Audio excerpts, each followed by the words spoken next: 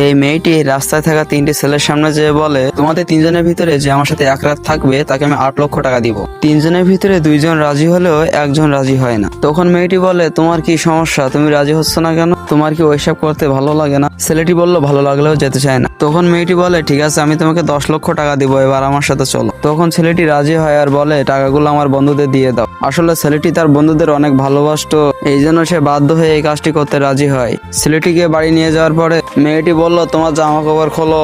ছেলেটি তখন খুব লজ্জা পেয়ে যায় আর বলে উঠলো, তুমি কি আমাকে খারাপ কাজ করার জন্য আনছো? তখন মেয়েটি বলল, না, আসলে মেয়েটি তার এক্স বয়ফ্রেন্ডকে দেখানোর জন্য এই ছেলেটিকে ভাড়া করে আনছে। ছেলেটি যখন জামা কাপড় পরে বাইরে আসে তখন মেয়েটি তাকে দেখে পছন্দ হয়ে যায়। তখন ছেলেটি বলল, তুমি আমাকে কোথায় নিয়ে যেতে চাও? তখন মেয়েটি বলল, আমি তোমাকে পার্টিতে নিয়ে যেতে চাই, আমার কিছু ফ্রেন্ডের সাথে তোমাকে পরিচয় করিয়ে দেওয়ার জন্য, আর তুমি ওইখানে যে আমার বয়ফ্রেন্ড হওয়ার অভিনয় করবে, ঠিক আছে? ছেলেটি বলল, ঠিক আছে, কিন্তু কেন এমনটা করতে হবে? তখন মেয়েটি তাকে বলল, তুমি আগে চলো, পরে সবকিছু বুঝতে পারবে। এরপরে কি হলো সেটা দেখার আগে তুমি যদি বিশ্বাস করো মহান রব্বুল আলামিন পৃথিবীর সর্বশক্তিমান, তাহলে একটা লাইক, একটা সাবস্ক্রাইব করে দাও। আর পার্ট 2 দেখতে চাইলে অবশ্যই কমেন্ট করো।